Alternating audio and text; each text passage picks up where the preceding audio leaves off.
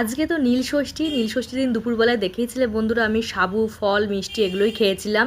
এবার রাত্রেবেলা কি খাবো দেখো, রাত্রেবেলা আমাদের ময়দা বা আটার কিছু খেতে হয়, তা আমি ময়দায় নিয়ে এসেছি।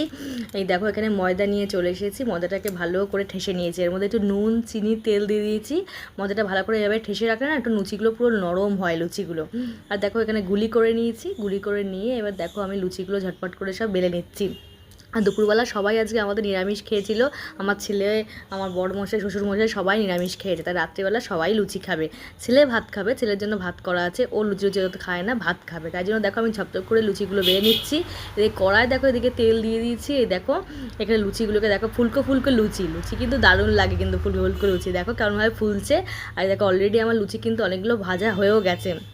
আর লুচির সাথে আলুর দম না হলে কিন্তু একদমই চলে না, তাই জন্য দেখো এখানে নিরামিষভাবে আলুর দমও বানিয়ে নিয়েছি। তোমরা কে কী খাচ্ছ রাত্রেবেলা নীলষষ্ঠীর দিন কমেন্ট করে কিন্তু অবশ্যই জানিও।